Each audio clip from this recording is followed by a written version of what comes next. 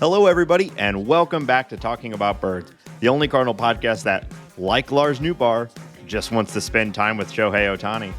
My name is Nate Heininger, and I am joined, as always, by my co-host, Ben Samorka. Hey, Nate H. How you doing? Doing well.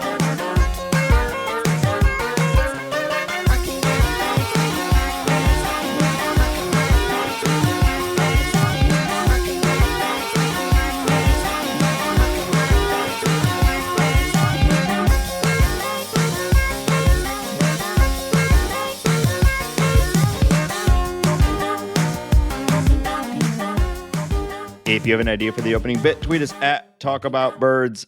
Hambone, we tried something a little bit different there. The intro. Hopefully you're not all sitting there hanging, wondering what we're going to talk about today. Rest assured, it's going to be about Cardinals and a bunch of nonsense. Yeah. Read that episode description if you're that curious. Okay, it's available to you. Get off my back. Leave me alone. Yeah. We're recording the day after Halloween.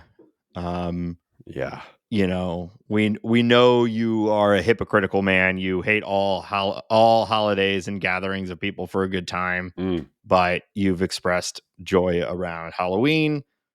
So I got to ask, how was your Halloween? Nate, I'm not going to lie to you. I'm a little hungover this morning, today as we record. You may hear that in my voice. I have a large cold liquid IV next to me and a large cold iced coffee next to me. So I had a great time. See, it's interesting because I noticed virtually no difference in your demeanor or energy level. Well, those open-eared listeners maybe can pick up on. Wow, never mind. Okay, now I see it. Those open-eared listeners. I don't know. No, I had great. We handed out a very small amount of candy. From the very small amount of trick-or-treaters that came to our house, which is always fun. It was a big year for Lilo and Stitch in the the Park Hill neighborhood of Denver, Colorado. That's surprising. Yeah, I thought the same thing. I also thought like that movie wasn't that big when we were younger and closer to the age as it had a second life. But anyways, that was a thing. And after that, I went out to a Halloween themed art concert type thing that I've done the past 3 years. It's kind of hard to explain. It's called Itch.io, which is a weird Denver happening. The best way that I could describe it is like a drumline meets a satanic sigil in the attic of a weird building downtown. And sounds like a fire hazard. Mom. Yeah, it was bizarre and it's very hard to describe, but I had a great time. I love Halloween. Watching a bunch of spooky movies, all that good stuff. It's great. Yeah. Well, good. I'm glad you had a good time. It was cold as hell here in St. Louis, but we still went out, braved the weather, and did some actual trick-or-treating. You get a good haul? There was a neighbor that we went out to. My sister lives out in the suburbs, and so we went out to her place, and it's like it's one of those neighborhoods that feels like that it's like they're trying to shoot a Halloween movie. You know, all the neighbors like really do it up, and like terrible neighborhood to go into if you're going to end up in one of those Halloween situations where all the Halloween decorations come to life. You know what I mean? It happens every year. It seems to. It seems to be a pretty frequent, at least in Halloween movies, happens all the time. The time. So I was a little worried. I was a little scared because you never know. You never know when that might happen. But it was super cold. But one of the neighbors was giving out full-size candy bars, which is always, I mean, come on. You know, what a hero. This is the best kind of adult in the world. Yeah. So we left a bowl of candy on our front porch, and it seems like nobody came by. So I just got extra candy. See, I'm not doing that in a year because last year, so we have a Ring camera, and we were out last year, out and about, and we left a bowl, and the first 2 or 3 kids were well behaved. Took 3 or 4 pieces of candy, which I think is fine. And then the next family, it was like what looked like 2 or 3 younger brothers. and one brother opened up the knapsack while the other one poured the entire bowl into their trick-or-treat bag. And I look at it, I'm like, I just gave one family like $45, $50 worth of candy. What are we doing here? Yeah. That's a And I lot of get it. They're $50 kids. of candy. Yeah. Huh? What was in that bowl? Candy's Little expensive. gold There's a nuggets. go $50 though. That's a lot of candy. well, yeah, I wanted the Yeah. I'm trying to provide for the chillins, and they I mean they robbed me. That's Yeah. how I felt. And I get it. They're You, tempted. They're young kids. You see all yeah. that candy, their eyes light up, jackpot. But I can't do that anymore. They've They ruined, one bad apple. now, yeah, honestly, I think if I just bought $50 worth of candy from the grocery store and went to a random house and gave it to somebody, I would even feel better about that. But Yeah. there's this like, well, anyways, I don't need to. But yeah, I don't do that anymore. Is that why you went on that Taken style revenge tour last year, right around this time? Yeah, there's those that family is still trapped in my basement now. Yeah. Yeah. It's just a They point of didn't know they pride. were on camera. No, they didn't. And they thought that their disguises, they call them costumes. They thought their Mhm. disguises would make it difficult to find them, but it's not that Mhm. big of a neighborhood over here, I Yeah. found them. What's your favorite candy bar or your favorite candy? I guess doesn't have to be a candy bar. What are you're out there? You're Yeah. pluck. I know you go out there and you pluck from you knock over kids, tip Yeah. their pillowcases upside down, Here's the and thing, you I'm bigger than them, so it's yeah easy. yeah, and you're wearing a disguise. Yeah.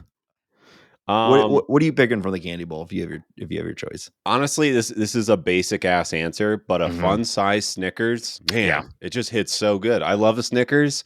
yeah, I also like the fun size Reese's cups. they're fun. They They are. nailed the name. There is something I think I prefer a fun size candy to a full size candy, even though Yeah, as a child, the house that's handing the full size out, you're like, oh hell my yeah. god, this is the pinnacle of everything. But I think as an adult, I prefer the fun size candy. It just it hits perfect. Yeah, I think I agree. Especially with like a Reese's, I think the ratio is good Yeah. of the chocolate to peanut butter, the little cup. The Snickers, when you're thinking some fun size, are you thinking where it's like the size of like a thumb, it's like maybe 2 bites, or the like half of that where it's like, you know, like the So size of a knuckle, if I may. I may be a far too detailed answer for this, but I think that the one that is the size of a thumb is fantastic. Yeah. I like just send those to me all day. Very Hmm. happy. But they have the mini ones, the 1 bite ones that are a dark chocolate version of the Okay. Snickers, and that, Yeah. Mamma Mia! I mean, that's just delightful. So I like them both.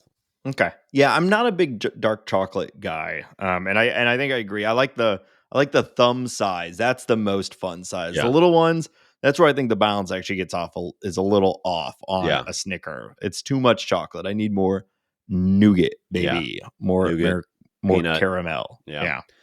but yeah, I like that. Yeah. The only one I don't really like is a Three Musketeer because I don't know what's inside of it. Yeah. Yeah, who's picking that? It feels like filler candy. You know what I mean? Yeah. Like I'll eat them. Same with like a Milky Way is Oh, like I'll one I'll eat step all above of that. it. That yeah, Yeah, let's of be clear course. about Of that. course. Yeah. Like it's like a Milky Way is like one step above that, but it's sort of in the same category. Yeah. But once you start getting into Snickers, I love a Twix. Oh, yeah. Twix, Kit Kat. I mean, really, I like it all. It's all I good. love a wafer. Give me a wafer in my chocolate, and I'm Hell having a yeah. good time. Yeah. You fruit. I think ultimately though, I'm more of a fruit candy guy than a chocolate candy guy. See, How do you feel about that? I think that's pretty whack. I mean, I'll eat a Twizzler, I'll eat a Skittle, Hmm. but One individual Skittle. I'm one and done there. I'll have one. Yeah. I can eat a bowl of Snickers. I can Hmm. eat I can one tell. one fun size Skittle, and then I'm like, okay, I get it.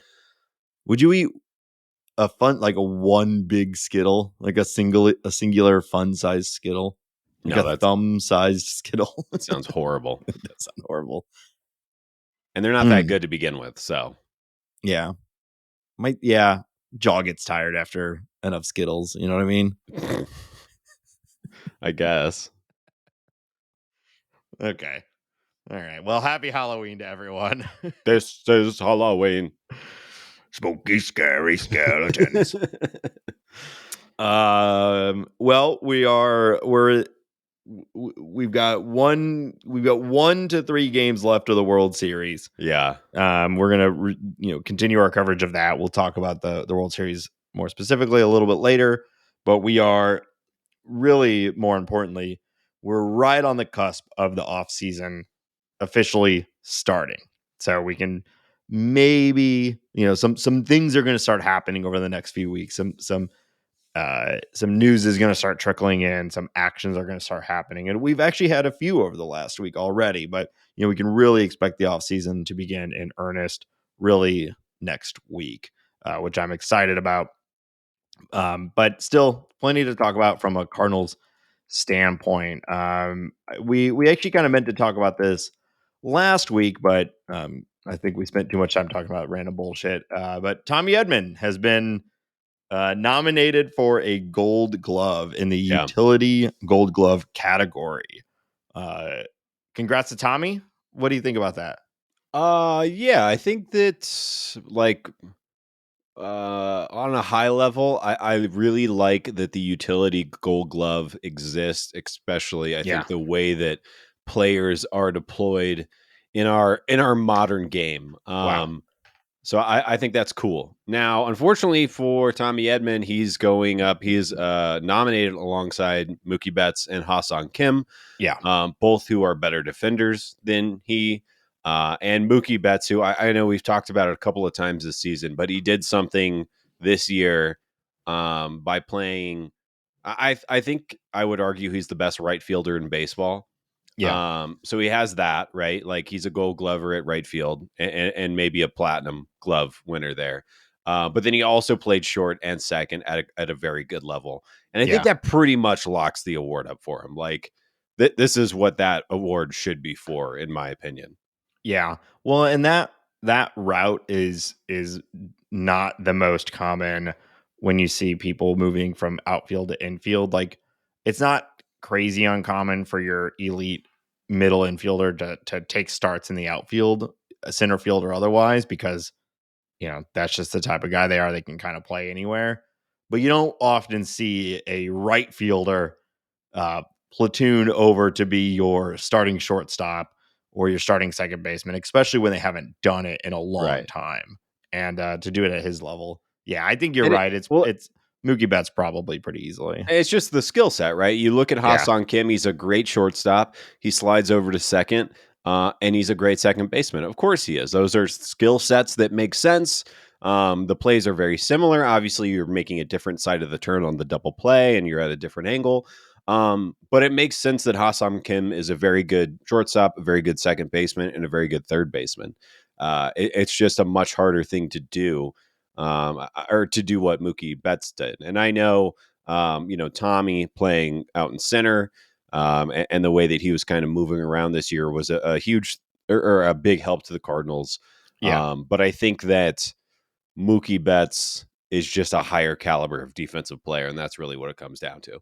But I think it's cool. Like yeah, the Cardinals are there was this is the only really award that I can think off the top of my head that the Cardinals were even nominated for, or a yeah, Cardinal was nominated for because of the shit year in which we just yeah. pulled out of. But Yeah. that's Yeah, nice. I think, we definitely just, brought it up as Tommy Edman, but mostly just talked about how great Mookie Betts is. But I think it's worth calling out. Like, I think you and I were both we kind of go back and forth a lot on Tommy Edman.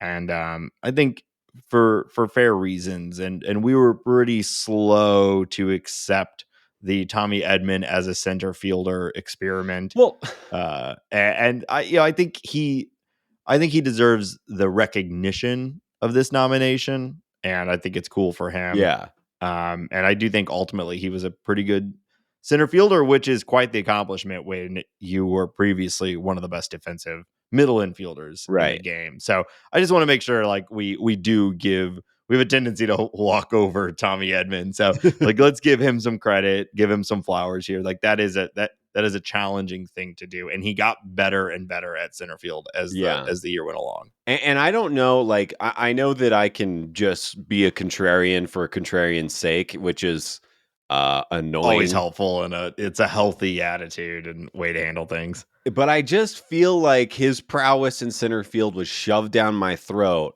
by Twitter and the announcers and everything like that. And I guess maybe I was having a hard time um accepting that it was as good as it was. Yeah.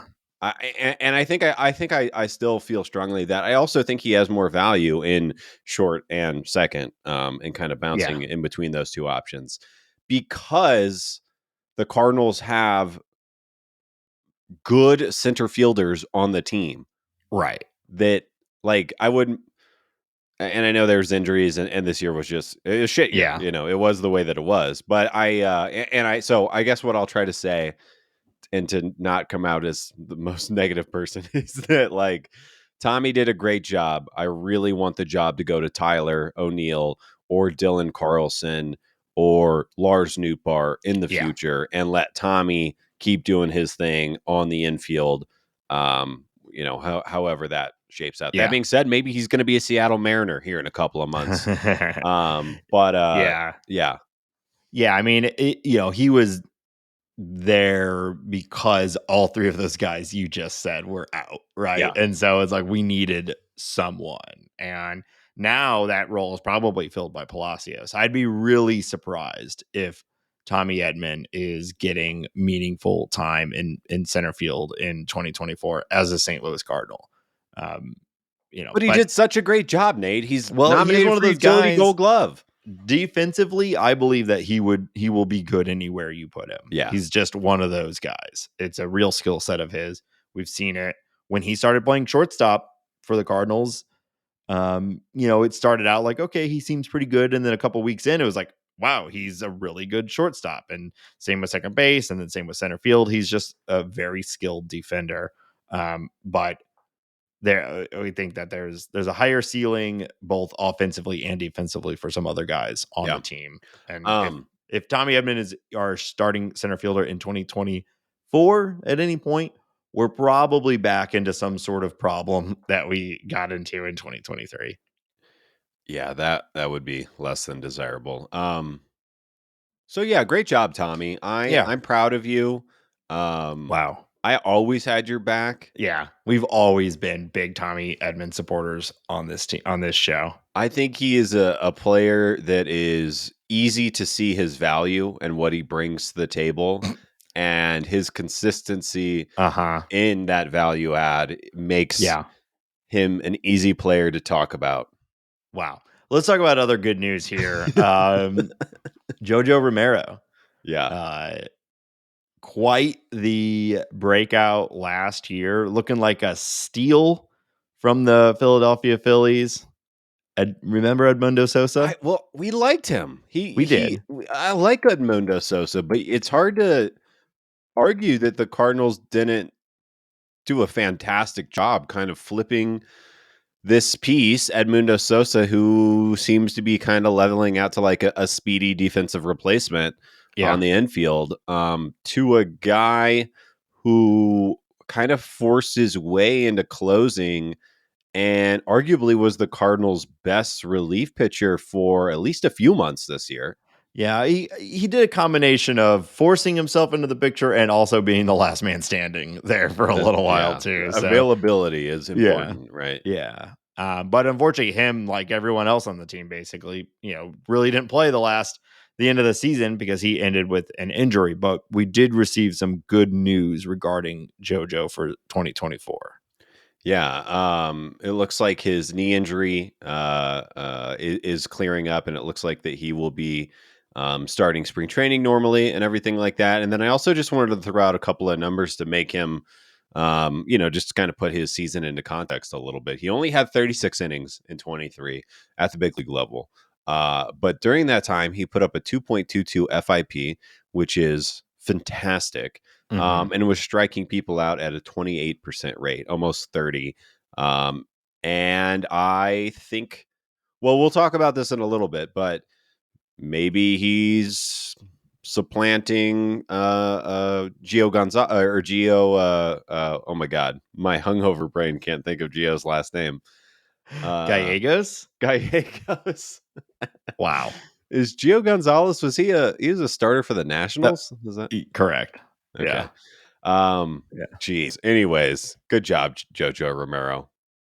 Yeah, Gio was on the Athletics, I believe, and then was traded to the Nationals during their little run in 2019. Yeah, But I yeah, know who he is. He's a guy. yeah, JoJo looking good, and I think you pretty much go into as it stands right now. You're looking at your 2023 bullpen as Helsley, Gallegos, and Romero, and then everybody else. It's an open competition, and Yeah. the Cardinals have also thrown out a number that keeps being used recently in headlines and in article writing is that the Cardinals have said they want to acquire two high-end relievers, Sure. which now puts their shopping list at 3 starters and 2 relievers, which both feel just unlikely. But unless they just mean bodies, in which case, okay, sure, they might get 5 bodies, but the high end nature of them, we'll see. But you could see, like, again, here's my optimistic mind coming in. If Romero is great, if Gallegos is what Gallegos generally has been for several years now, and Helsley is healthy, and you do just add one more like really good reliever, bullpen is looking pretty, potentially Yeah. very good, especially if you look at like maybe Zuniga looking, coming up and being healthy. Like there's a potential for a good bullpen here again. Yeah. I'm happy they said that, but I think that you have to be critical of the methodology here Yeah. because you could say that the Cardinals brought in two nasty relievers in Zuniga and Vilking Rodriguez last year, and both Hmm. of those guys combined for like what was it, like 2 innings? Something like Um, that. Yeah. and I would like to see the Cardinals continue that style of approach. I think that if they want to go out and get known quantities or quote unquote known quantities in the bullpen, which is like kind of a misnomer in its own right. But I think bringing in more than a couple of guys and Hmm. lottery tickets and I don't know, older guys with funky deliveries or just anything, just being a little more creative around this, I think would be great because you're not going to have a season where you have 8 guys in the bullpen all year. Right. It's going to be muddy and up and down, and there's going to be changes to that role, I think. Yeah. Well, and I do think it's important to remember though that, for a long time last year, what we were saying and what was true is that like the Cardinal bullpen was good. The bullpen was not a problem. The bullpen became a problem when the starting pitching staff completely and predictably Yeah, imploded. And now all of a sudden, every game you needed 3, 4, 5 innings from the bullpen. And even the best bullpens in baseball are going to start to collapse under that amount of right. pressure. And the Cardinals did. So, like, uh, we've said it all along. The best solve to the Cardinals bullpen is getting a good starting rotation, right? Because you don't need 5, 6, 7 elite relievers in a bullpen if you have even a middling starting rotation, Yeah, right? And so that's why I'm saying, like, if and it's a huge if, but if the Cardinals go into 2024 with a projected stable rotation than a bullpen of 3 or 4 like high end guys, of which they might already have 3, like you can see why that bullpen would be good, just like it was last year until everything collapsed. yeah, um, yeah. And I guess maybe the spending on the rotation pieces will kind of tell the story of the Yeah, bullpen pieces that are picked out, right? If you go get Yamamoto and Nola, okay, I don't really care what bullpen pieces you get, just go get warm bodies. But if they're right, lesser right. than that, Sonny Gray and Tyler Mahle, maybe okay, well let's start talking about some The higher end bullpen guys. becomes the bullpen becomes more and more important, Right. right? Yeah, yeah, 100%. So we started this with talking about JoJo, but obviously it's expanded a little bit. But I'm excited to get good news this offseason about some of the injuries. Did you know his Twitter handle is JoJo the Jet? No, that's great. That is good. We need to I think bring that into our Start calling him the vocabulary. Jet. Yeah, Triple JoJo J, the Jet, JJ the J. JJ the Jet. That's good. Yeah, that is good. Thank you. Uh-huh. We got our first calling of the 40 man, of Yeah. which we do not think they are done. I think we both think it's going to be a pretty big calling. There were some really bad players on the 40-man roster this year. Yeah. You want to run down who has all like the decisions that have already been made? Yeah, Kyle Leahy, Irving Lopez. Feel bad for that guy because he fought so hard to make that debut and then immediately back down. Juniel Quericuto, which that name is hard for me to say. Quericuto. They were all outrighted to AAA. Andrew Suarez and Casey Lawrence, predictably, were also outrighted but elected free agency instead. Those guys are a couple of years older than the names I previously said. Adam Wainwright has officially retired.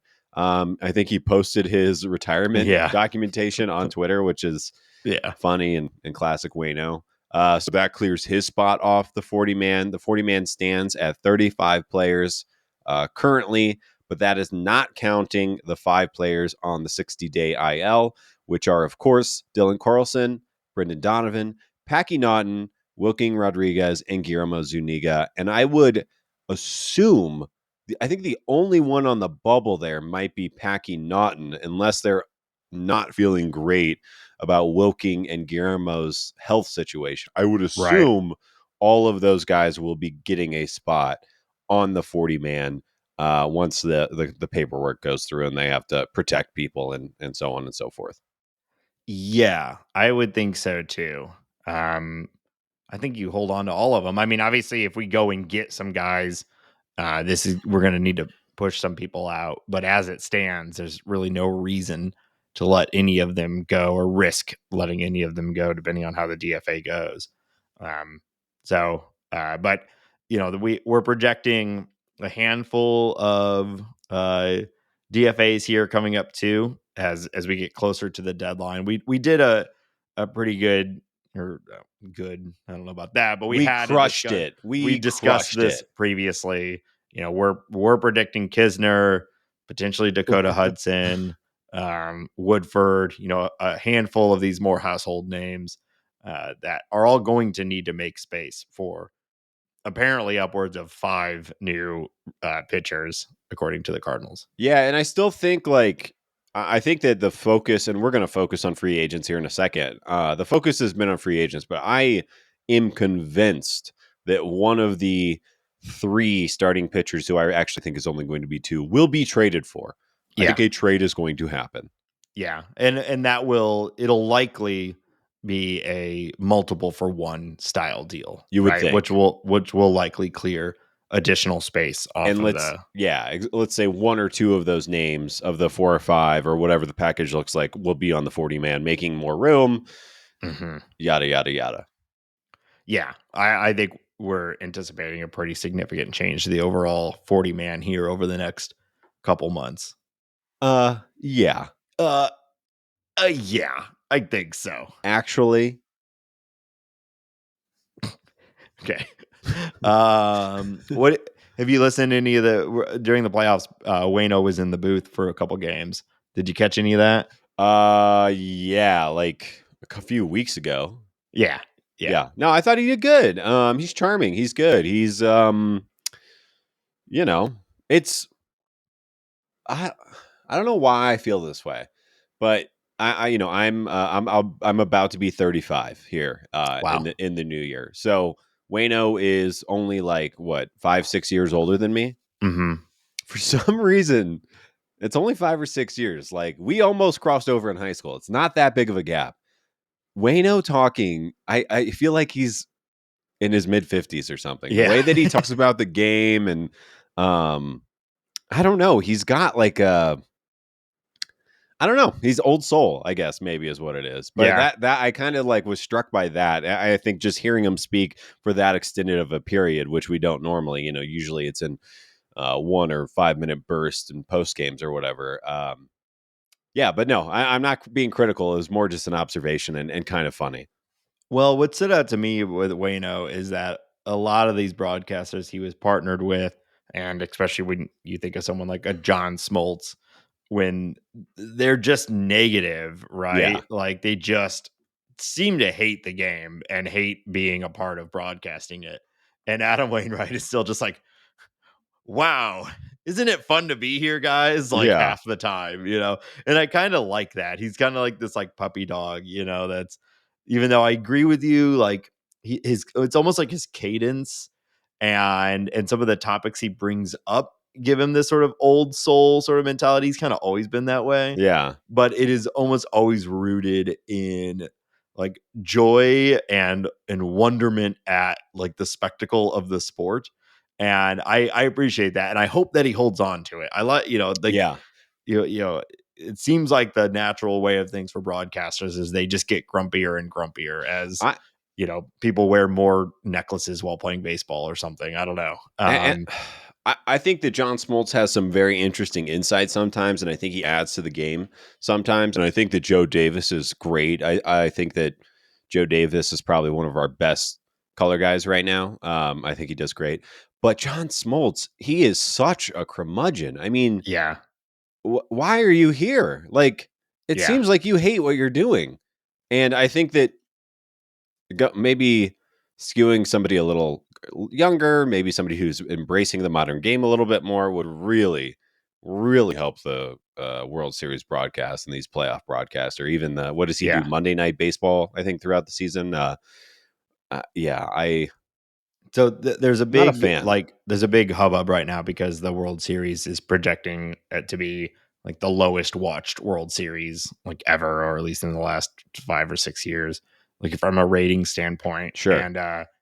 And someone on Twitter or X or whatever, they're at Stace Gotts wrote this, and it really stood out to me. It said World Series viewing numbers have gone down in recent years because MLB is bad at marketing its game and its players. It has a commissioner who hates the game, and Fox continues to trot out John Smoltz on a national stage where he also hates the current way the game is being played. So it's like, yeah, like if you and I have said this for a long time that the issues with the growth and expansion of the MLB, I don't think have as much to do with the on-field product. No. Like we like these new rule changes and it can be a little bit of both. But the bigger problem is MLB is just trash at marketing its own game. We saw some improvements this year with like those Bryan Cranston ads and things like Yeah. that. But like, having John Smoltz be the voice of your biggest stage and he's just complaining about, what is arguably the most exciting time the game has been in a long time and has been a pretty good World Series, like Yeah. it's very I frustrating. So yeah, I think that I definitely think that Manfred is a part of it. Although I will say he has made one of the most meaningful positive changes to baseball in our lifetimes with the pitch clock. And to what degree is he responsible for that? I think we could debate that and whatever. I think the MLB's biggest problem, and I agree with you, the Bryan Cranston and some of the ads that they're doing around the game changes this year have been great. The biggest problem is the individual players.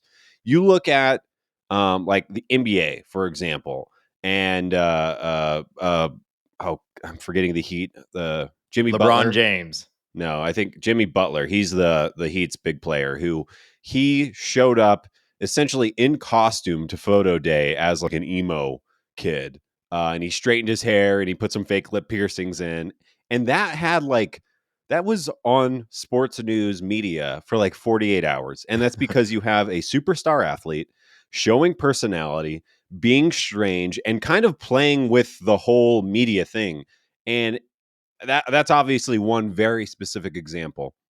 NFL, look at the Kelsey brothers. The Kelsey brothers are everywhere right now. And that's one part because one of them is dating the most famous person on earth right now, which goes a long way. But also because they have a weekly podcast where they're sharing their kind of funny, interesting personalities and broadcasting out that way. Baseball does not have that. Baseball is a sport that it seems like it tries to look at Tristan Casas earlier this year. Tristan Casas was laying with his shirt off in Fenway Park, doing his own thing.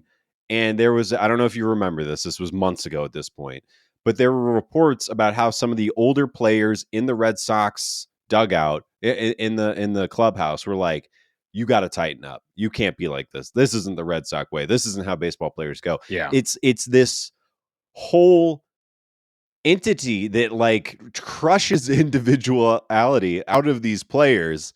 And therefore, when Corey Seager gives a post-game interview after he just hit a 450-foot home run in the World Series, he gives you 3-word answers and runs back to the dugout so he can go hang out with his guys. Like, I do think that the problem is larger than just simply blaming these.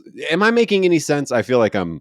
Well, kind of, because you were starting to put it on the players, and then you're saying it's more like the institution. Because I think there's plenty of personalities in baseball; they just don't know how to market it. But I also think it is a complicated extension of a sport that is built around failure.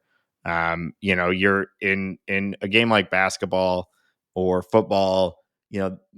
They have their bad days, but for the most part, your stars are your stars, and they can end the game and go and talk about how great they were, and they highlight that. Whereas in baseball, like, odds are you're going to fail Right. every game. Like, the most likely thing is that you're going to be bad that day, and so you're forced into this like humble, like, I can never be over the top, braggadocious or whatever. I can never be a personality, because the moment I put a limelight on myself and then I strike out 4 times in a game, I'm like, Right. I'm pushed down, And right? So but and I don't know if I'm just speaking purely anecdotally right now. Maybe I need to think about this harder. But there used to be personalities in the game. Like, look, I mean, the 1970s Pittsburgh Pirates were a team full of personalities. well, that The was all the speed, and we've gotten rid of most of the drugs Is that what from. it? We Yeah. need to bring amphetamines back into the sport. You're right, Ben. We need to make baseball great again. Let's go back to the 50s and the 60s, when there was like 2 guys. No, I think you're wrong. I think that there's plenty of personalities now. Bat flips are bigger than ever. I think that the game does a bad job of marketing itself. You think I think you're wrong. I think that Mm-mm. like look at Reggie Jackson, look at Yeah, well, Ricky Williams, look you're at making the same argument about people who say like music was better in the 70s because we remember only the elite from that time. But there's plenty of boring people from who the is 60s the and 70s. kooky personality in MLB right now that Tommy Pham, baby. is he? The slap. The slap before the slap. Okay, well, Yeah. I don't know. I'm confused. I think Mookie is You, outgoing and great. you think he's Um, kooky? I think He's a he's a little, character. I think Mookie's kooky. I think Mookie's a little kooky. Okay, I'll drop it I because think we this. got a kooky Mookie. All right, Um, Tatis before all of his shit. sure. And then he got punched down into being Yeah. a simple interviewer again. Right. Right.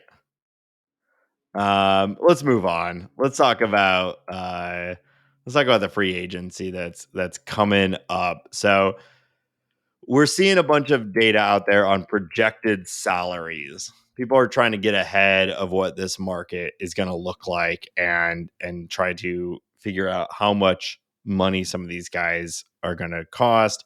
We've projected that the Cardinals probably have 50 to 60 million in their open budget to what they could spend, and that would be getting them to levels that they've been before. We don't know yet what how many beef bucks DeWitt is willing to to dole out this off season.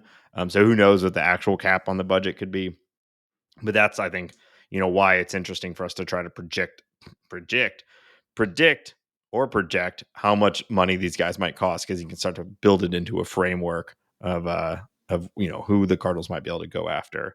So you did some digging and found some projected numbers. Do you want to kind of run through that?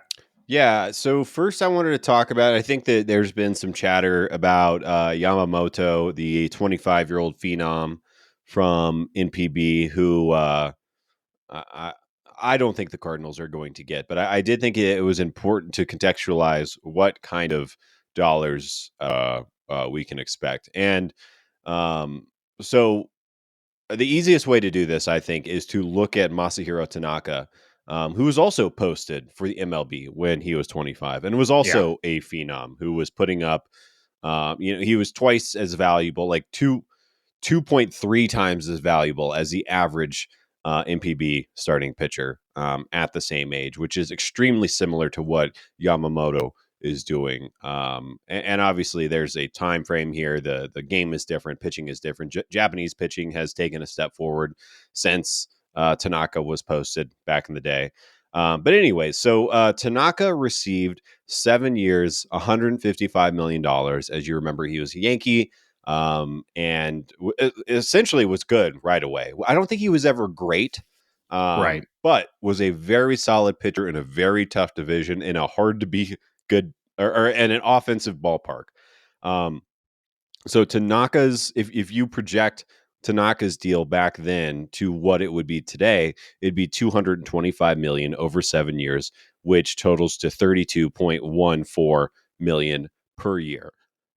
So if you just slap that deal on Yamamoto, 225 7 for 225, that feels pretty high to me. And I don't know. I guess I'm curious to hear your thoughts. Do you think that there's any way that a 25-year-old Japanese pitcher whose name is not Shohei Ohtani would get over $200 million from a big league ball club? Yeah, that's the number that had been floated for quite a while. Was like he wants 200 million. He wants 200 million. It's like, well, of course he wants 200 million. Me too. I also want 200 million. If anyone's listening, but no, I don't think he's gonna get 200. Um, you made a point about pitcher contracts changing. I think this last offseason, we saw some major pitching contracts that almost immediately have been bad, right? And so I do think there's going to be a little bit more hesitancy this offseason to really go big on pitchers, especially those that don't have any MLB experience. That said, the inverse, like one of the only pitching contracts that really has gone really well from last year was Kodai Senga, and now that deal was way less money. I think it was 80 million. But point being, like, we've seen international players come over very recently Yeah. and show immediate success in the big leagues. And it is different than 2012 or whatever when Tanaka came over, 2014 when he came over. The game, even though it was only 9 years ago, the game is just different now, especially from a pitching perspective. So I don't think he's going to get 200 million. There was a good article on Viva Alberto's, which is a great blog, where they were trying to predict uh, Tanaka or Yamamoto's salary, and they landed more around like the 160 million, maybe 180, which I think feels a little more likely than 200. Yeah. Well, and I think the problem, and maybe that is the number, right? That maybe he gets essentially the Tanaka deal. And I think the Yankees would probably make that Tanaka deal again in 2014 if they could. But I think the thing that's still hard to predict, and Kodai Senga did a fairly decent job, but like Masahiro Tanaka was posting a well over 200 ERA plus year after year in PB. And then he came over and he pitched 7 years in big leagues, and his ERA plus over that time period was 114, which is Yeah. 14% above average over that time period against the people he was pitching against. So it's good, but are we better at predicting that now? Or like I'm not so convinced that we know exactly how a Japanese baseball player is going to transfer to Major League Baseball. And like Yoshida had a good start to the year and then kind of fell off. What is Yoshida going? And obviously a hitter different than a pitcher.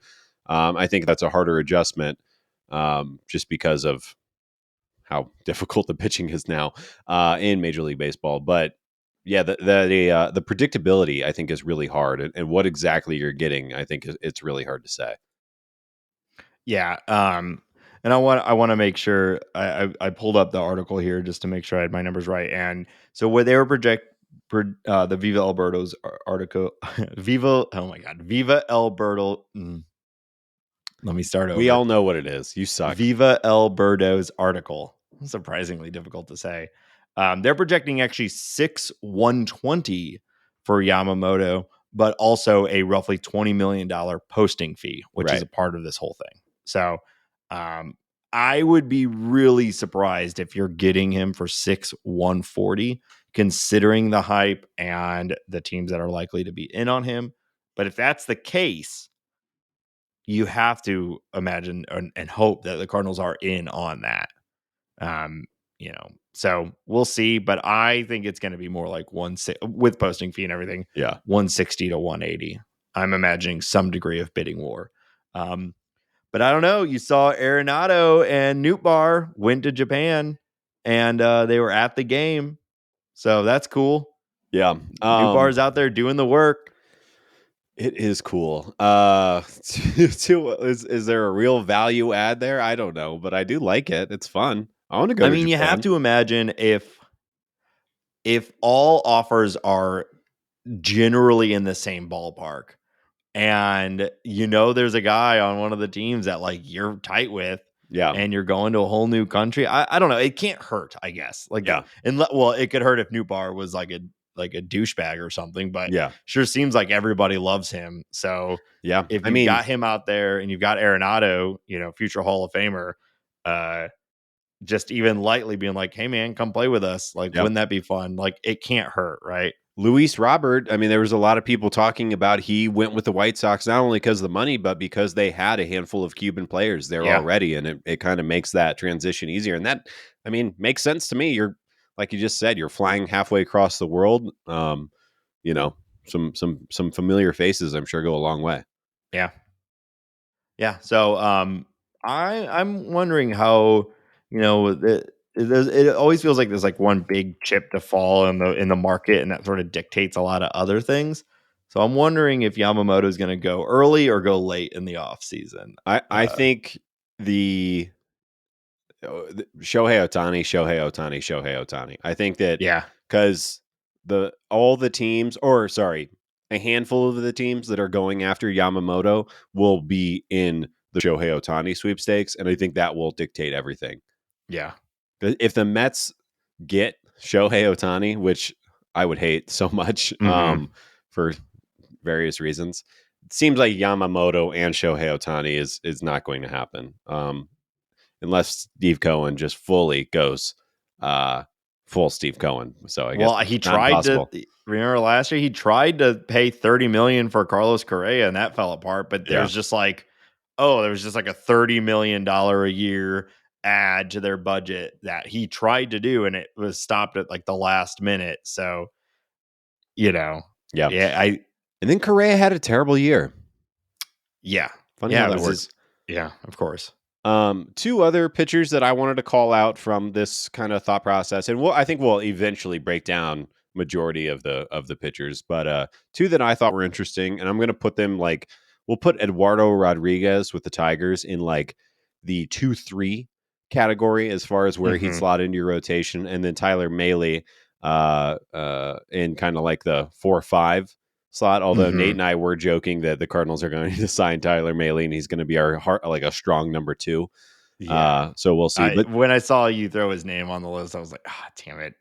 It's going to be Tyler Mahle. And, well, take this with a grain of salt, but Eduardo Rodriguez, who I'm a big fan of, he's being projected to get 5 years, $80 million, and Mahle being projected to get 2 years, $20 million. And I do think that if you're trying to augment your rotation, you can do a lot worse than Tyler Mahle. Yeah. And if that deal is anywhere close to being accurate, 2 years, 20, it would make a lot of sense for the Cardinals to jump on that. A Yeah. depth piece. He's a high spin guy that has had some success. Coming to the Cardinals ballpark might be a boon for somebody like him. Just having a healthy, normal year might be. But I think he's somebody that he again, he can't be the only move. But I Right. think that he'd be a big value add. And again, I just really like Eduardo Rodriguez. He's his off the field stuff is hard to parse through, Yeah. considering he missed a lot of time for personal issues, which seemed to be totally valid. He blocked a trade to the Dodgers this trade deadline, which I think is also quite bizarre that you would not want to join the juggernaut and Yeah. try for a World Series is strange. So I think there's a lot of outstanding questions there. But when he's healthy, Eduardo Rodriguez is really, really good. Yeah. Yeah. And same with Tyler Mahle. Like, it's easy to laugh at him, or like, say like, oh man, that's, why him? But to your point, like, as long he will make the Cardinals better if they get him. And there is still some potential ceiling there that maybe has not been seen. In 2021, he had almost a 4 WAR season, 3.9 through 180 innings with a 10.5 K per nine. So like, boy, would we have killed for that this year. And that was in Cincinnati Yeah. as a Red. So like, you could see a repeat of that sort of innings and K per nine at Busch, maybe a 4.5, 5 WAR season. Yeah. And that would be the best pitcher we've had in, I don't know, 3 decades, it feels like. So Oof. there is that ceiling that would be nice. But yeah, if we go out of this offseason with Tyler Mahle is like one of 2 starters that we got. Unless that other one is like a Yamamoto or a Nola or something, I think we'd be pretty disappointed. Yeah. Another name I wanted to throw out you, and we were kind of talking about the bullpen earlier. And I don't think it's going to happen, but should the Cardinals be interested in Josh Hader, who was a free agent for the first time? I don't know. That guy doesn't want to win. You know what I mean? I forgot about that. Never mind. Yeah. Yeah. I don't know. I mean, this all comes down to allocation of resources. Like, if they miss out on every great starter and all of a sudden our best bet at making a good pitching staff is just truly stacking the bullpen, then by all means, like, let's go get Josh Hader. But This is I'm somebody not. that you've referred to on the show as a future Hall of Famer. I think he has a real shot at it. Yeah. But to me, it's like, he'll probably want high teens, low, even potentially low 20s, millions of dollars per year, maybe on a short contract, but still, like, I would much rather spend that money on a starter than a bullpen. Because as I mentioned before, I think the Cardinals have the bones of a good bullpen to begin with. Yeah. But if we miss out on everybody, and now all of a sudden Tyler Mahle is the best starter that we get, then like we need an even better bullpen. And yeah, by all means, go and get Josh Hader. Sure. But I wouldn't want that to be like the main priority. Yeah, I think that's fair. There's also been the Cardinals have been connected to Japanese closer Yuki Matsui, Mm-hmm. who has had a handful of really, really next level seasons in MPB. I also just like this guy's profile. He's very stuffy, a lot of breaking ball action. He is also 5'8", 167. And seems like he's a lefty, somebody who I think could fit into the Cardinals Yeah. situation very, very easily. And the real, it's not like I dug this guy up. There's been a couple of reports connecting the team and Yeah. the player.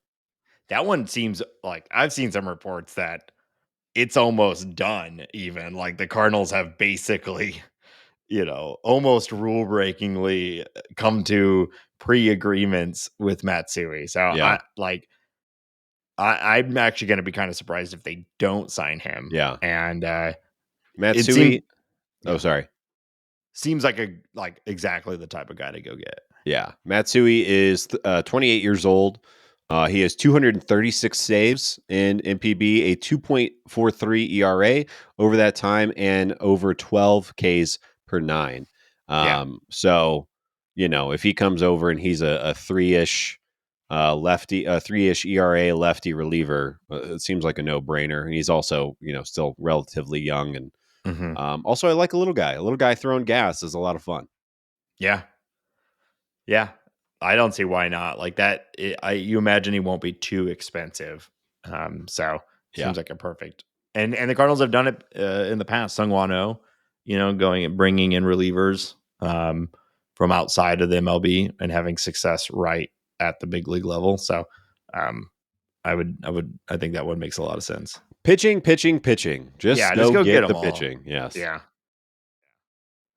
All right. Anything else you want to talk about with free agents before we move on? No, we're going to be talking about this all winter. So yeah, as people come off the board. All right. Well, we have we want to talk about the World Series and a few other things from around the league. But before we do, we want to remind everyone that this show is listener supported on Patreon, patreon.com/talking about birds. If you like the show, want to continue or want to support its continued existence and the work that goes into it and join a cool community, consider joining our Patreon, patreon.com/talking about birds. Patrons of any level get access to the Bird Scored. It's our private Discord.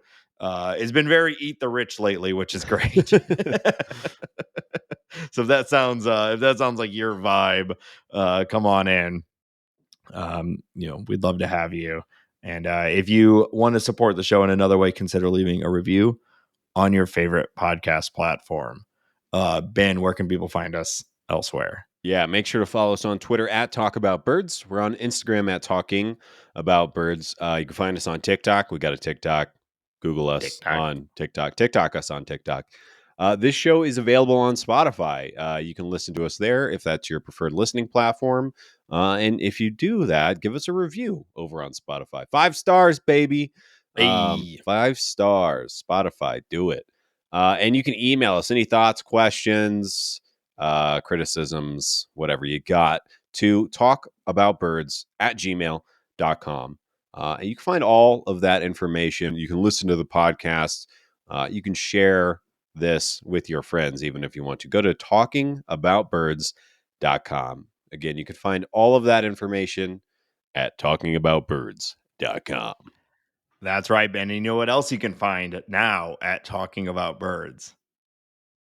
That's right. We've got some new stuff coming out. We've got some t-shirts. I'm wearing one right now. They say really awesome, cool things like I enjoy watching baseball, or robot umps are people too, or get in on the debate. Do you like the wave? Do you not like the wave? There's a shirt that says I don't do the wave. Get that for your grumpy cousin. Or if you support the wave, get the I do the wave t-shirt. We are trying to expand and make more of our show and more things available to other people. So check it out. You can get a link to that on our website at talkingaboutbirds.com. And we are also going to be including these shirts into levels of the Patreon. If you're an existing patron, we'll be reaching out to you. You can get a choice of a shirt as well. So keep an eye out for that. And we're really excited. They'll make great Christmas gifts and another way to support the show. So check it out.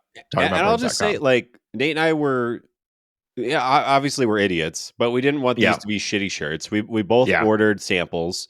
They're decent quality. They're comfortable. They're tri-blends, which is something I'm very excited for. They're very soft and cushy. And I don't know. We didn't want to do we do a shitty podcast. We didn't want to do a shitty shirt also. If you're going to put it on your body, we wanted it to feel good. And it's not like weird branded stuff where it's just like pictures of us that you're walking around. We try to come up with like, relevant stuff for baseball fans. And if you have any good ideas or something funny, hit us up at talkaboutbirds@gmail.com. Yeah. So, so check it out. All right, let's talk about the World Series. It is Wednesday the 1st, so we have Game 5 tonight, potentially the ending of the World Series. Woof. Coming out of the first two games, I really felt like it was really looking at like advantage butts and cracks because they barely lost the first game and then smoked them in the second game. And they're going back to Arizona, and the series has turned completely after two pretty dominating performances from the Rangers. And the Diamondbacks are fighting for their lives at this point. They have to win the next three in a row, which has happened in World Series history. But I think we all know how rare and just unlikely that is. So barring a complete meltdown from the Rangers, who have lost Adolis, which is disappointing, and Max Scherzer, which maybe is for the better for them. But Seager looks like, Seager looks like Corey Seager, one of the best hitters in baseball, and just Simeon has turned it on finally, and things are just starting to come together for that team. And it seems very likely that even as early as tonight, so by the time this show comes out, the Texas Rangers will have already won the World Series. Yeah, and I don't think we should spend too much time on it because this might be outdated as soon as this episode in like drops. 5 hours. But I do like there. I think it's been interesting, and you watched last night's game, and I think the Diamondbacks can score runs. The Diamondbacks can score runs against good pitching. They are their offense is dynamic. They have speed and power, and even the eighth and ninth hitters on their team are not easy outs. They're having relevant at bats and everything like that. I think the most confusing thing for me is that they started game 4 as a bullpen game. And I this is where the Rangers really flex their muscle. The Rangers have Max Scherzer get bounced out due to injury and that weird kind of freak play where he got hit back in the elbow and back by Alec Thomas. And guess they just bring out another good starter, John Gray, who comes out pumping 98 and looks better than Max Scherzer. And then they go to game 4. We're going to use John Gray. We'll just use Andrew Heaney, who we've talked about glowingly on this podcast, who's a lefty who, when he's right, he can strike everybody out. He's got a funky, weird delivery and good breaking stuff. And the Diamondbacks are relegated to a kind of sloppy bullpen game. Joe Mantiply comes out. They have back-to-back innings where they give up 5 runs with 2 outs. And it's just like the World Series, the team looks young. And I think that's kind of narrative-y bullshit, but like you see Christian Walker, who's arguably the best defensive first baseman in baseball, and it's not that close. He's pretty far and away the best defense, and he kind of boots a ball trying to make a double play, and then the Rangers and that offense puts up 5 runs in what feels like 3 minutes. And it seems like that is, I think that really felt like the turning point of the series. And it's obviously easy to say that when you get blown out in 3 innings, but if the Diamondbacks are able to come back tonight, they're able to put up some runs against Eovaldi, which I think that they will. I have some faith that is going to happen. Like you said, though, it does feel like the story is kind of over already. But I'd like to see Zach Gallen do something. And I think that there's still a good series in here. So I hope to see that. Yeah, if they can win tonight, you can go. They go back into the top end of their rotation, which is good, and you have yourself another series. But it's just winning 3 games in a row against anyone is difficult, let alone 2 of them at home, and all 3 of them being World Series elimination games. So pressure's on. But shout out to Ketel Marte. Who is now set a new major league record for hits in consecutive postseason games. I believe he's now at 20, which is really cool. The record was 17, I think, so he's well past it at this point. So the Diamondbacks, while this World Series has turned on a dime on them, they're really making this postseason, they've looked really good. Obviously, they have to get to the World Series, but I think we're going to go into next year with them being seen as a legit contender, maybe not necessarily to win the West because the Dodgers are just always there, and who knows what they're going to go and do this offseason. But and the Padres will probably be good.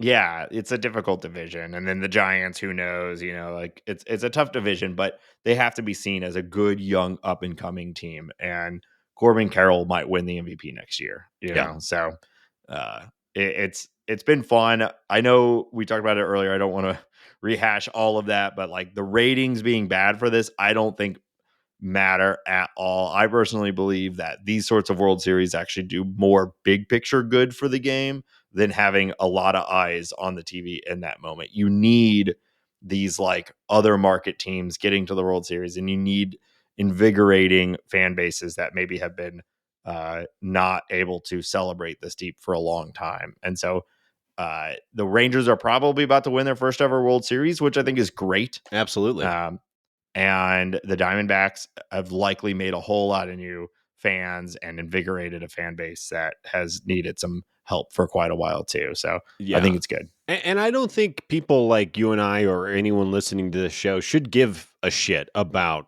the ratings. Like Yeah. everything is going to look less than NFL. Um, game 3 was on Monday night, which they're competing with Monday Night Football. That's just always going to win. Football is number 1. Everything else is number 2. But I think like, is it interesting? Are there different teams? I think MLB, a feather in their cap is that there is parity and that it's not the same teams every year. And I think Yeah. getting away from Houston and LA um, is, like you said, inherently good for the sport. And Yeah. I think that we have like I don't think there's a lack of superstar. Maybe Corbin Carroll and Ketel Marte are getting elevated, but you have superstars on in this, and again, hopefully Well, it's the continues to be Rangers good. are, Corey Seager is incredible. And, um, that Adolis was breaking out as even more of a celebrity in baseball, so Megamind himself, as you put it. Yeah. Um, but yeah, again, we should stop talking about it because it's probably whatever we're saying right now is probably wrong, and the Rangers are probably done and it's over. Yeah. Yeah. All right. What a series. Great job, Diamondbacks there. Okay. We got a little bit of league news to talk about Yeah. throughout the for the rest of that's happened in the last week. The league tends to shut down during the World Series week. You Yeah. know.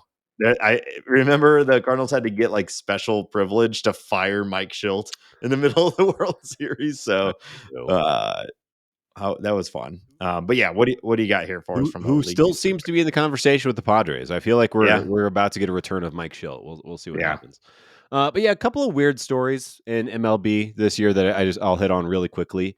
Dodgers Mookie Betts at the World Series interviewing players, trying to get that personality. He's so Mhm. kooky. I can't. It's Kooky Mookie. Man, he's just so out of left field, right Yeah, field. It's hard to keep up with him. He's so so out of shortstop. wow. Um, but Mookie Betts comes out and he says that hopes MLB teams consider re-signing or bringing Trevor Bauer back into the league. He gets the Damn full it. Mookie Betts stamp of approval.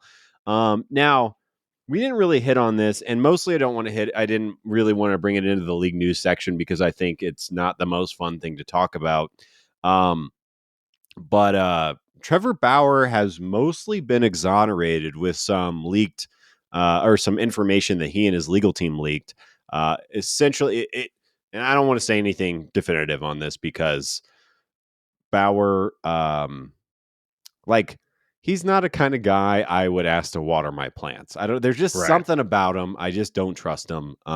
There's something off about him. I find him to be uh, attention seeking in the worst way. It's kind of a dipshit. Kind I of think dipshit is a and a doofus, and yeah. he uh, he just thinks he's God's gift or something. But anyways, so he's been mostly exonerated. It looks like that woman unfortunately made a good deal of what happened up. And there he presented some pretty compelling evidence that kind of supports that. So it seems likely that Bauer is coming back into baseball here soon. I do find it weird that Mookie would he's kind of a guy with a golden reputation that he would kind of put himself out there on the line for somebody like Trevor Bauer, but Yeah. I don't know if that's if I'm looking too far into it or if it's really not a story, but something that I found interesting. He's just being kooky. Um, yeah, I have not done enough like reading on the newer. I guess it's not even that new at this point. No. But I've not done much research on it, so I'm not. I'm hesitant to make any broad proclamations about Trevor Bauer. But I will say, like, it's not uncommon for horrible, douchey people to like be tight with their bros, Right. and Mookie and him played together. So like they might have been tight as bros because they're both millionaire athletes, and so one being like he's a cool guy is not necessarily like a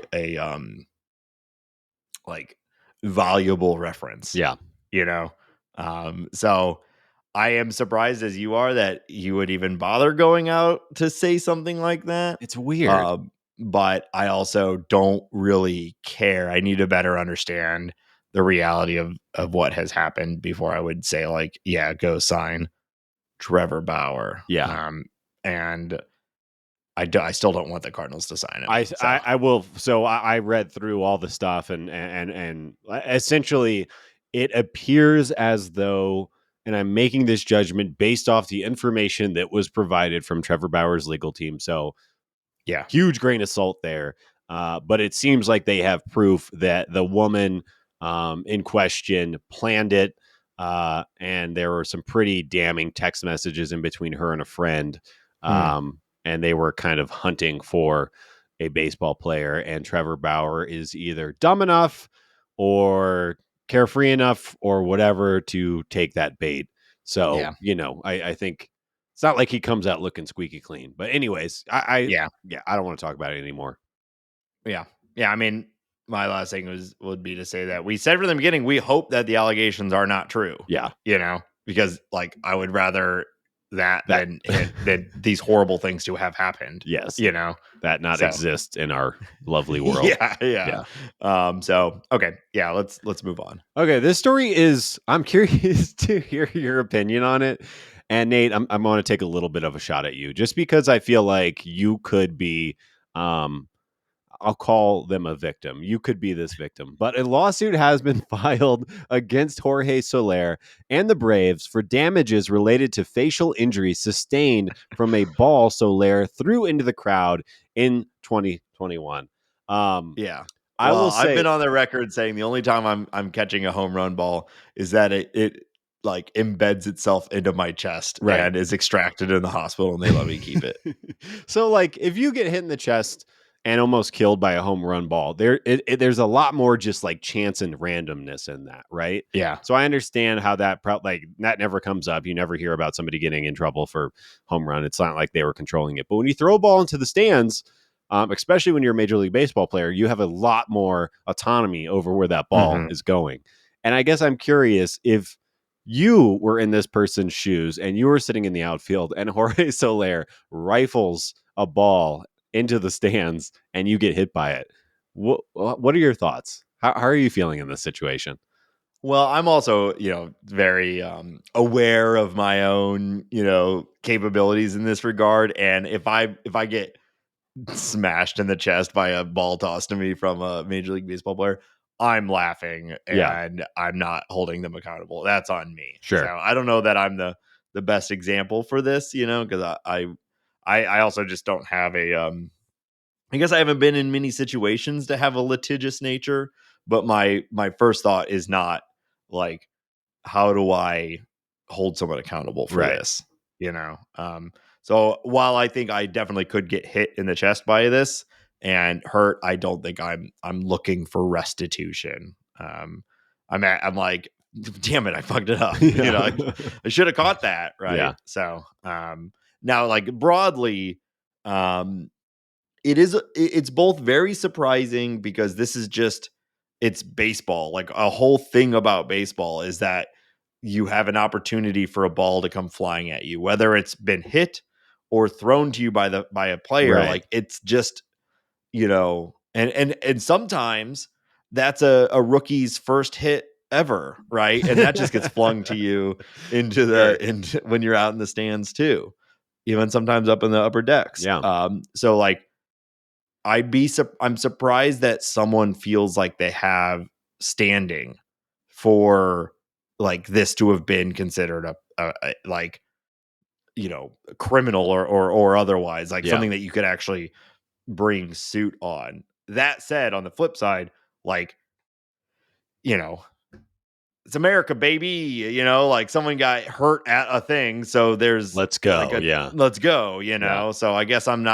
also kind of surprised it took this long for someone to get hurt by a ball going into the stands one way or another, and it going to litigation. Yeah. You know. Fascinating. We'll try to follow up on this, but I just wanted to get your 2 cents. I find it funny. I hope that the person is okay. I can't imagine it being that bad, but it's kind of bizarre. I don't know all the details on how hurt they are and whatnot, and so I could see a world where the team has to pay like medical, Sure. and that'd be fine. Like, you know, I think that would be a reasonable outcome. My hope is that this doesn't like tailspin into a situation where like now players are not allowed to throw balls into the stands or something like that. That would be my concern, because that's for so many people, that is like a lifetime thing, that you caught a ball at a game and it makes you feel connected to the sport. And it's like a story you have for the rest of your life, you know? Molly's uncle caught one of Tony Cruz's like 4 career home runs.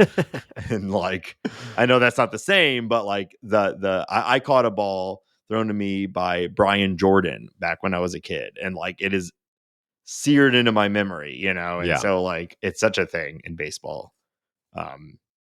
I was at the you're gonna hate this, but I was at City's first ever playoff game on Sunday night. Did they score? Did they touch? Well, touchdown? It was a horrible game. It was sleeting, and it started at 9:30 on Sunday night. What? And they got smoked. But I was behind the goal, and a ball came really close to us, and I was like, it's such bullshit. I should get to keep that ball if I catch it. You But absolutely no, should. They threw it back. You know? Why did it start so late? Because of the weather? No, it's a sort of the same thing that you and I have complained about with baseball. Basically, MLS only wanted one playoff game happening at a time. Oh, because people are clamoring to watch it. Well, I think it's honestly probably the other way around, where their fan base, they're like, we want like we can only sustain like one game at a time. Sure. You know what I mean? And from my understanding too, because it was a Sunday, they were trying not to compete with American football. So the first game started at 5, the second game started at 7, and then the third game started at like, you know, 9, and kickoff wasn't until 9:30, which wouldn't have been a problem normally. You know, the game's over in 2.5 hours, so it's not like it's a huge deal. But man, it was so cold and so wet, and they got just like the first 20 minutes was great. Yeah. And then it just went downhill like horribly from there. But City Park is still beautiful, and I'm glad that we went. But yeah, it was rough. All right. That sounds good. It was a first ever playoff game. I was glad to get to be there. Well, I've told you my theory. They're sandbag. The league is sandbagging so that the city can go far, but then get bounced out to just make St. Louis people happy and spend money. But I think it's all preordained. Yeah, the soccer gods have decided. Yeah, or whoever owns MLS. I don't know who that is, but probably Kroenke. God damn it. All right, that's all the league news. Again, not much happening other than the World Series in the world of baseball right now. So, all right, we're gonna wrap up this episode with a quick little game of Who Charted. Who Charted? All right. So, Ben, I was goofing around with our friendly robot the other day. What? I have very mixed emotions on things like ChatGPT and whatnot. So I don't really want to get into a debate around the merits of ChatGPT right now, but I thought it'd be interesting to ask it.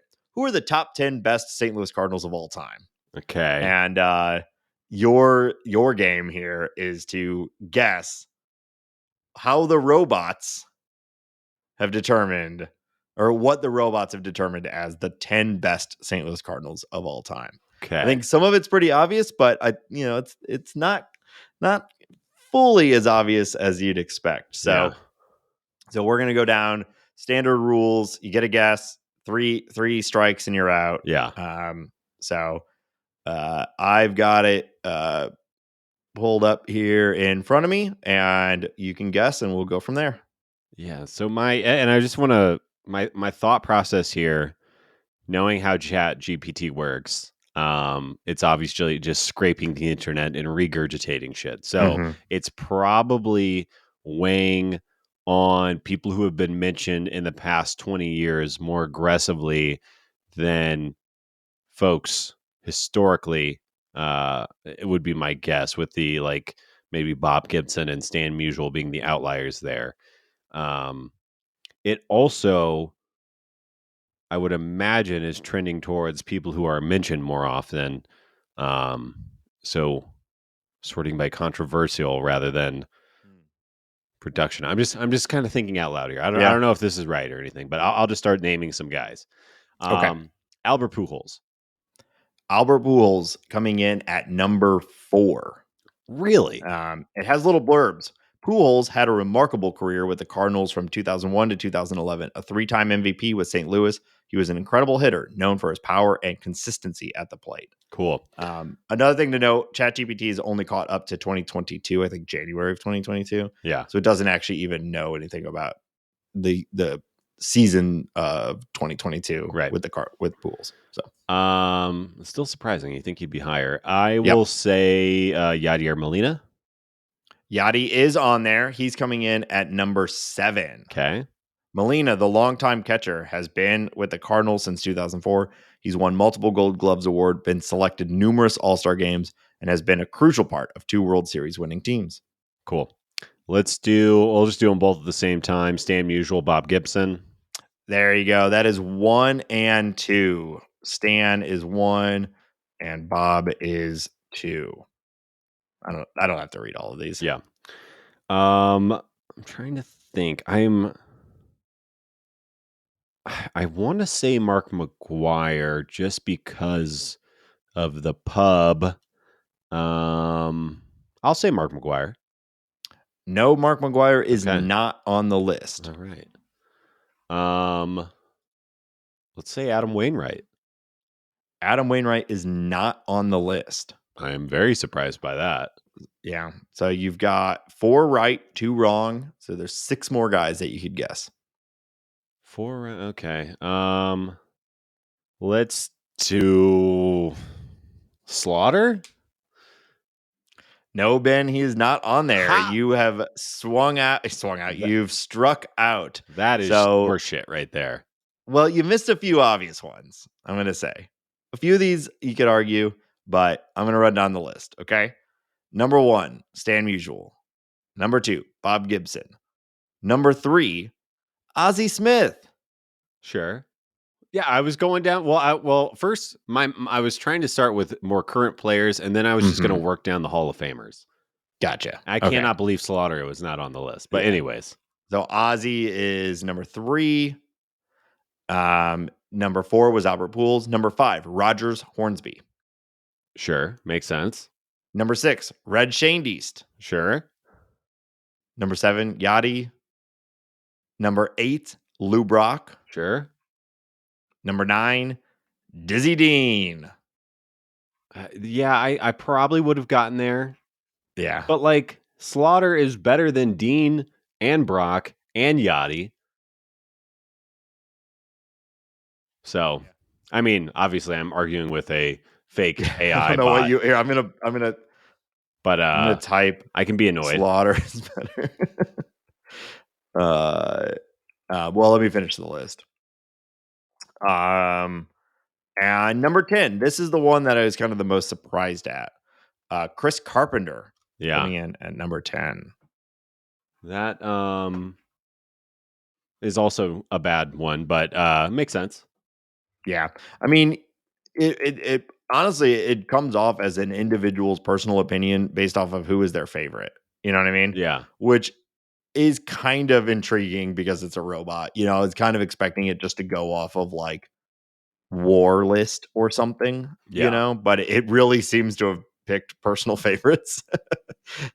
um I didn't know and they could let have us personal remind favorites. everyone, because this episode is certainly going to ultimately end up transcribed in some AI database, that we love our robots. They're so nice to us. Yeah. I'm sorry for disagreeing with you about Eno Slaughter. You're right. I'm wrong.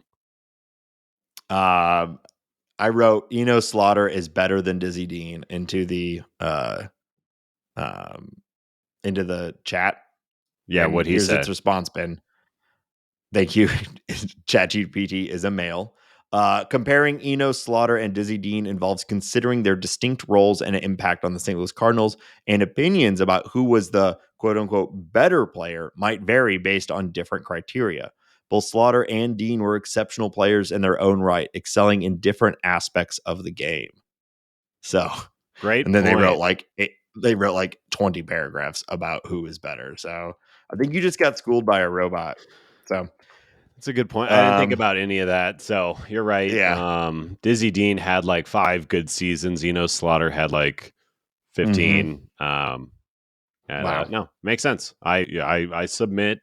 I was gonna say Also, Dizzy Dean is a more fun name, but it is. No, it's Slaughter not. is a pretty good name too, Yeah. though. Also, Slaughter was he fought in World War II. I mean, come on now, that's bonus Yeah. points right there alone. Do you think it would be a successful metal band name to just be called Slaughter? I do. Yeah. Awesome. Maybe we should start a metal band. I love metal. You do. And call it Slaughter. You can't get enough of it. All right, sounds good. Let's do it. All right. Well, with that, we're going to wrap up. Thanks, everyone, for listening. We're talkingaboutbirds.com. Check out our new shirts. They're great. I'm wearing one right now. You can see it on the TikTok, probably. Wow. We'll be back next week to round out our coverage of the World Series and the dramatic comeback for the Arizona Butts and Cracks, or maybe the petering out and the victorious Texas Rangers. We'll see. And maybe we'll have some more actual Cardinal news by next week. I don't know. We'll find out. Stay tuned. Come back next week. Thanks, everyone. And until next week, go John Mozeliak executing a complicated plan. Hell yeah.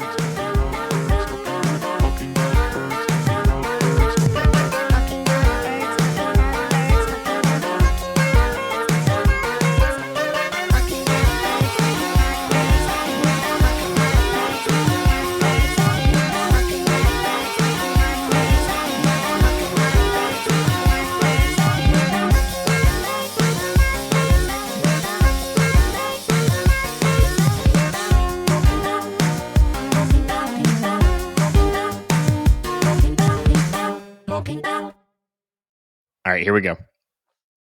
This is Halloween. This is Halloween.